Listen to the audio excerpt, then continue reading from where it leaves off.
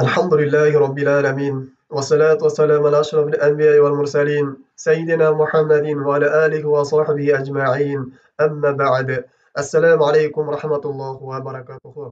Урматтуу мусулман бир тууганым, Аллах Таала кимдин өмүрүнө береке берип, мына ушул Рамазан айына туш келген болсо, Рамазан айына жетип келген болсо, Рамазан айына кирген болсо, Аллах Таала мына ушул пендесине дагы бир өзүнүн жакшылыгын, өзүнүн неъматын ыроо көрүптүр.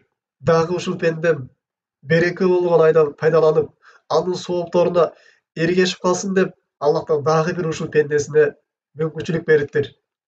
Кимде ким эми ушул Рамазан айына жетип келип туруп, дагы деле мурунку күнөө иштерин жасап, бул Рамазан айынын соопторуна ынтылбай турган болсо, соопторуна жетүүгө кызыкпай турган болсо, бул адам кыямат күнүндө Аллах Тааланын астында өтө жоопко тартылуучу пенделер катарында болот.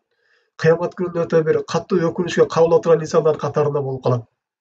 Ошол үчүн урматтуу тууганым, биз бул Рамазан айынын жакшылыктарынан, соопторунан пайдаланып калышыбыз керек. Албетте биздин инсанияттын жаралган максатыбыз, биз жаралган максатыбызды эскере турган болсок, бул дүйнөгө эмне үчүн келдик элек, Аллах Таала бизди эмне үчүн жаратты эле деген максатыбызга келе турган болсок, албетте бул ибадат болуп эсептелинет. Аллах Таала Кур'ан Каримде "Ва ма халактул джинна вал инса илля лиябудун" мен инсаният менен жиндерди жалгыз өзүмө кулчулук кылыш үчүн гана жараттым дейт. Алымдар айтышат, бул аятта Аллах Таала инсанды жаралган максатын ачык айкын баяндап турат дейт. Алар кулчулук үчүн жаралган дейт. Демек, инсанга ар бир пендеге милдет болот, мына ушул кулчулук кылууга маани бермелиги дейт. Демек, урматтуу мусулман тууган, биздин жаралган максатыбыз бейишке жетип алыштык. Дозоктон арылып, Аллах Тааланы ыраазы кылып, бейишке кирип алыштык экен. Албетте мунун бейишке баруунун жолу ибадат, сооптор болуп эсептелинет. Мына ошол биз аткарган ибадаттардын сооптору көбөйтүрүп бериле турган ай. Бейиштин эшиктери ачыла турган ай, дозоктун эшиктери жабыла турган ай, Аллах Тааланын ыраазычылыгы түшө турган, Аллах Тааланын рахматы жай турган ай мына ушул Рамазан айы болуп эсептелет. Мына ушул Рамазан айында биз көп ибадаттарды кылып, Рамазан айынын жакшылыктарын пайдаланып, кыямат күнүндө биз бейишибизди куруп алышыбыз керек. Биз бир эле Рамазан айында эмес, балким бардык күндөрдө, секундаларда, минуталарда сооп иштеген аракет кылышыбыз керек. Ар бир күнүбүздү, ар бир минутабызды пайдаланып калышыбыз керек, текке кетирбей. Анткени Пайгамбар саллаллаху алейхи айтат: "Утулубул хайра дахракум куллаху". Силер жакшылыктарды бардык күнүңөрдөн издегиле дейт. Жашооңдун өмүрүнүн баарынан де сен жакшылык соопторду издегиниң. Ибадат кылган аракет кылгының дейт. Башка бир хадистерде, хадис кудустарда айтат: "Ма мин яумин илля якулу ибн Адам قد دخلت عليك اليوم ولن أرجع إليك بعد اليوم فانظر ماذا تعمل فيا". Аллах Таала айтат, кайсы бир күн дейт, адамга кайсы бир таң атпасын, кайсы бир күн кирбесин, ал айтат дейт: адам баласы, мен бүгүн сага келдим, менден пайдаланып калгының, мен сага эч качан кайтпаймын, качан кыямат күнү болгонго чейин дейт. Эгерде менен кандай амал жасаган болсоң, кыямат күнүндө мына ошол менен сага күбөлүккө өтөмүн дейт, менден пайдаланып калгының дейт. Башка бир хадистерде айтат: "Ма мин яумин ахраджакуллаху иля ахли дуния илля юнади". Аллах Таала кайсы бир күндү адам баласына чыгарбасын, ал айтат: "Ибн Адам иqtanimi la allahu yawmun la laka ba'd". Адам баласы, менден пайдаланып калгының, менден пайдаланып туура амалдарды, туура иштерди аткарып калгының, күнөөлөрүңө тооба кылып калгының, мен сага мындан кийин кайтпай калышым мүмкүн дейт. Бүгүн чыктым, эртең чыкпай калышым мүмкүн. Бүгүн чыктым, эртең кабырда экөөбүз жолугуп калышыбыз мүмкүн. Эртең кыямат күнүндө жолугуп калышыбыз мүмкүн ушул сен жасаган иштериңе, жакшы амалың болсо, жакшылыкча күнөө иштериң болсо, ошого жараша жолугуп калышыбыз мүмкүн. Менден пайдаланып калгың деп ар бир чыккан күн бизге кайрылат дейт. Ошол сыяктуу түн дагы айтат дейт. Кандай бизге кирген түн болгон болсо, адам баласы, менден пайдаланып калгының, мен сенин бүгүн акыркы түнүң болуп калышы мүмкүн, сага башка келбей калышы мүмкүн дейт. Ошол үчүн урматтуу тууганым, биз ар бир мөөнөтүбүздү, ар бир убактыбызды текке кетирбей, ибадат менен пайдаланып калышыбыз керек. Эми мына ошол Аллах Таала кээ бирки айларды, кээ бирки орундарды бири-биринен да өзгөчөлөп койгон. Бири-биринен өзгөчөлөп артыкчылыктарды берип койгон. Мына ошол орунда же ошол айда, ошол күндө амалдар жасала турган болсо, анын соо эселеп көбөйтүп берилет. Мына ошо Аллах Таала шарафаттуу кылып койгон айлардын бири бул Рамазан айы. Рамазан айында мына ушул биз күткөн күн бар. Биз сооп издеп жүргөн сооп мына ушул айда. Биз ушул айда биздин кандай муктаждыгыбыз болгон болсо өтөп калышыбыз керек. Биз муктаж болгон, бизге керек болгон муктаждыктарыбыз баары мына ушул айда, Рамазан айында болуп эсептелинет. Эми бул Рамазан айында аткаруучу амалдарыбыздан эң биринчи эле бул сыям, орозо болуп эсептелинет.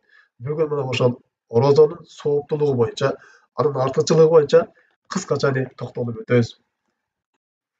Эми бул орозо тууралуу келген хадистерди токтоло турган болсок, биринчи эле орозо бул соопторду көбөйтүүчү. Орозонун сообу өзү көбөйтүп берилет жана ошондой эле дагы орозо кармаган адамдын сооптору көбөйтүп берилет. Өзгөчө мына ушул Рамазан айында. Имам Муслим жана Имам Бухари чыгарган хадисте عن أبي هريرة رضي الله عنه أن النبي صلى الله عليه وسلم قال كل أمل ابن آدم له الحسنة بعشر أمثالها إلى 700 ضعف. Пайгамбар саллаллаху алейхи ва саллям айтат, адам баласынын жасаган амалы баары өзү үчүн. Ар бир жасаган иши анын 10 эседен баштап 700 эсеге чейин көбөйтүп берилет. Ва кала Аллаху азза ва жалла, Аллах таала айтат, илля сияма фа иннаху ли ва ана ажза бихи. Бир гана орозо андай эмес. Орозо бул мен үчүн кармалат жана анын сообун мен беремин дейт. Иннаху тарака та'амаху ва шарабаху мин ажли.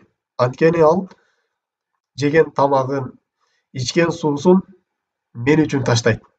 Лиссаими фархатан. Орозо адамдын эки кубанычы болот. Фархатун инда фитрихи. Биринчи кубанычы оозун ачкан кезде, ал эми экинчи кубанычы Роббусуна жолуккан кезде. Вал хулуфу фи атьябун инда Аллах мин рихил миск. Орозо адамдын оозунан чыккан жыт бул Аллах тааланын астында мисктен дагы жыттуураак деп Пайгамбар саллаллаху алейхи ва саллям айтат. Жана ошондой эле Имам Бухари чыгарган хадисте ликулли амалин каффаратун. Адам баласынын ар бир жасаган сооптуу амалы бул жасаган күнөө иштерине кафарат болот. Васомули ва наджза бихи. Ал эми орозо бул мен үчүн, анын сообун мен берем деп Аллах таала айтат. Бул хадиске кыскача түшүнмө жасай турган болсок, биринчи эле Аллах таала өзүнө орозону кошту. Аллах таала бул орозонун сообун өз кепилдигине алды. Анын сообун мен гана беремин. Анын сообун башка эч ким билбейт. Анын сообу канча экенин деп Аллах таала өз кепилдигине алды. Албетте башка жасаган сооп иштер, сооп амалдар бул адамдын ниетине жараша 10 эседен 700 эсеге чейин көбөйтүп берилет. Ал эми бул сооп, орозонун сообу андай эмес. Аллах таала гана мунун сообун билет. Андан башка эч ким билбейт. Анткени орозо бул сабырдуулук. Орозо бул сабырдуулукту талап кылат. Пайгамбар саллаллаху алейхи ва саллям Рамазан айын бул сабырдуулук айы деп эсептеген. Албетте Рамазан айынын эң биринчи башындагы амал бул орозо. Орозо бул сабырдуулукту талап кылат. Ал эми Аллах таала Кур'ан Каримде иннама юваффа сабируна ажрахум бигайри хисаб. Албетте мен сабырдуулардын ажыр сыйлыгын, сообун эсеп кысапсыз берем деген. Ал эми бул орозо өзүнө эле сабырдуулукту кошуп алат.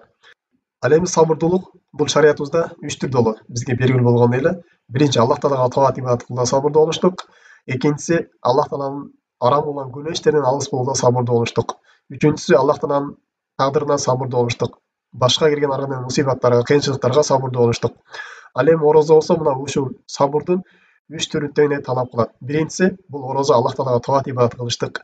Экинчиси бул орозодо инсан өзүнүн шахват, напсы калууларын таштайт. Үчүнчүсү бул орозодо инсан өзүнүн ачкачылыгына, чаңкаганына, жана денесин алсыраганына инсан сабыр кылат. Бул орозого ысык күндө келе, суук күндө келе, кандай бир кыйынчылык учурда болбосун, инсан ушул нерсеге Аллахтын тагдырына сабыр кылып туруп, бул ибадатты өтөп берет. Албетте инсан ушул суусагандыгы, ачка калгандыгы, ошол ачка калганына карабастан, суусаганына карабастан өзүнүн ишин дагы уланта бергендиги, бунун баарына инсан сабырдуу болгон үчүн бунун баарына сооп алат инсан. Сооп ала берет. Сиз чаңкап иш кылып аткан болсоңуз, же курсагыңыз ачып аткан болсо, ошо сиздин курсагыңыздын ар бир ачканына сиз сооп аласыз. Же напсыңыз каалап турган нерсени жебей таштап аткан болсоңуз, мына ошол нерсеге соо ала бересиз. Анткени Аллах Таала Кур'ан Каримде дейт: "Залика бианнаху ла юсибухум зумаanu ва ла насабу ва ла махмасату фи сабилилlah." Албетте аларга кандай бир чаңкоо жетпесин дейт. Жана ачкачылык келбесин. Жана ушуна кандай бир машакаттар жетпесин дейт. Илля кутиба лахум бихи амалун солих аятынын аягында ошол ар бир жасаган ишине ачкачылыгына дагы, сусаганына дагы, машакаттардын баарына бул солих амал жасап атат деген сооптор жазыла берет дейт. Инналлаха ла юдиу ажрал мухсинин. Аллах Таала ихсан кылуучулардын, жакшы иштерди аткаруучулардын соопторун эч кантип кетирбейт дейт. Демек, биринчи урмат мусулман экен, бул орозонун сообу эсеп кысапсыз берилет экен. Аллах Таала өзү гана мунун сообун берет экен. Анткени бул орозодо сабырдуулук бар экен.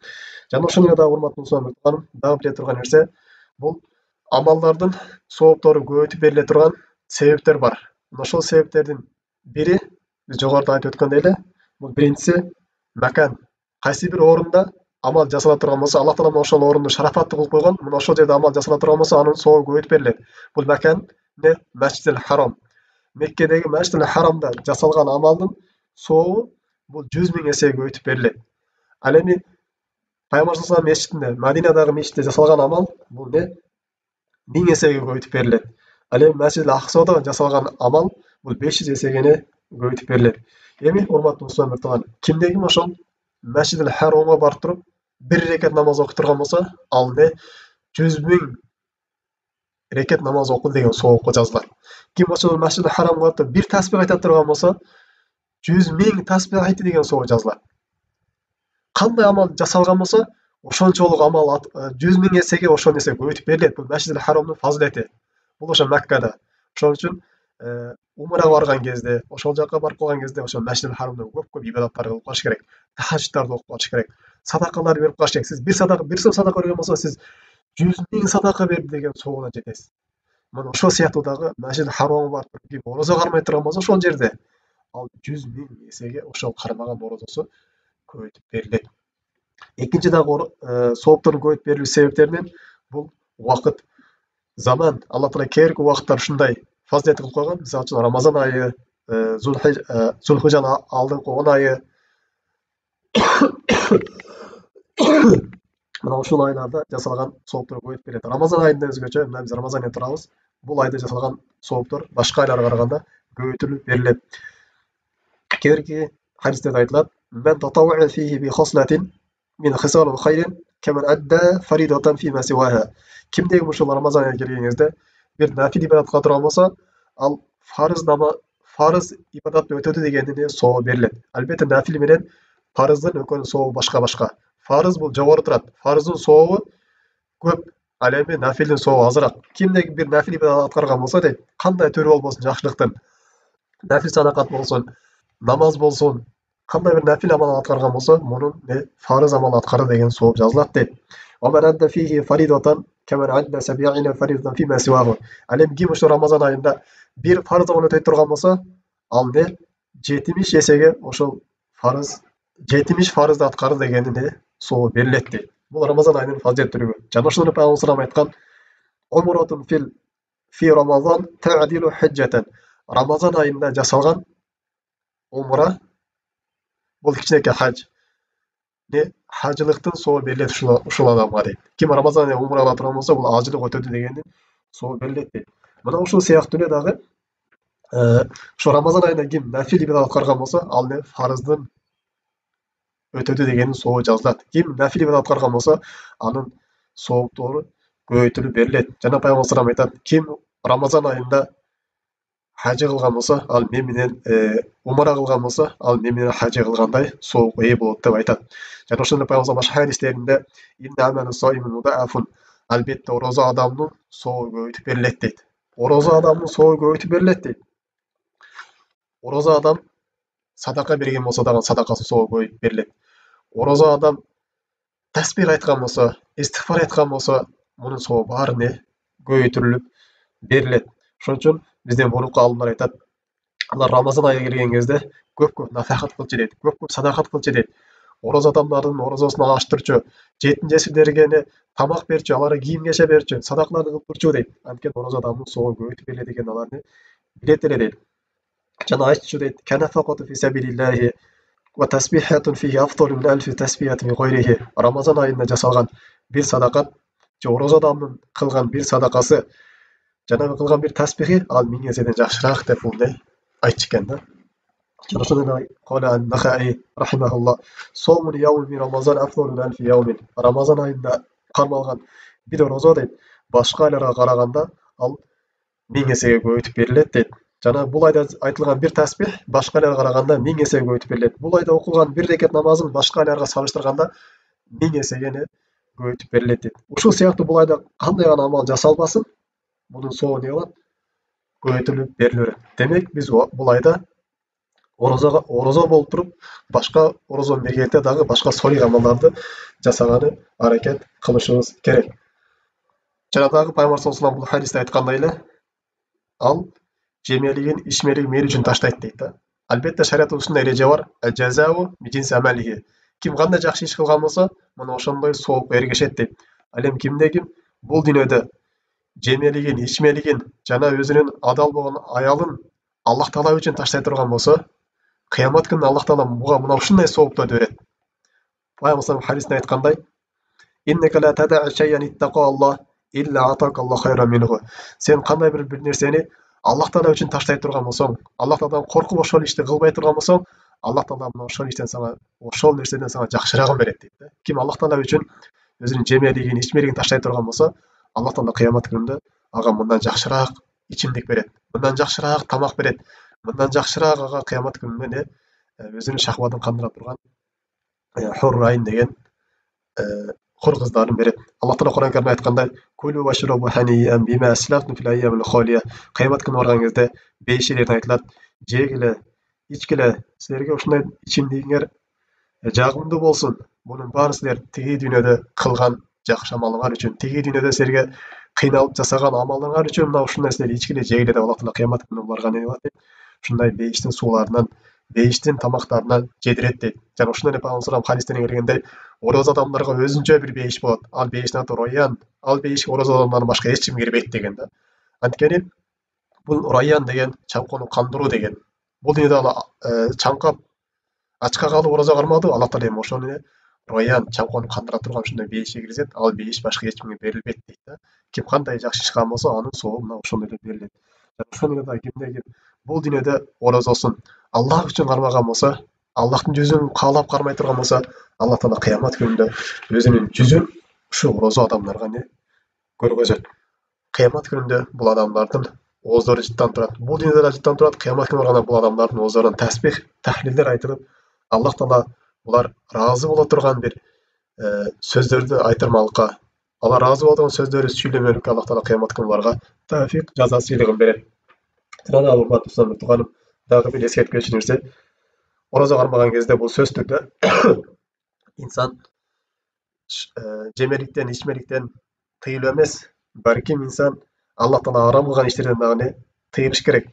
Бирөөнү гыйбат кылмалыктан, бирөөнүн аброюн төкмөлүктөн, жалган айтмалыктан, бирөөгө зулум кылмалыктан, мейли сөз менен болсун, мейли иш аракет менен болсун, ушул нерселерден да тыйылыш керек. Анткени орозо бир гана эле жемеликтен, ичмеликтен тыйылып коюу эмес, балким арам иштердин баарынан тыйылыштык болуп эсептелинет.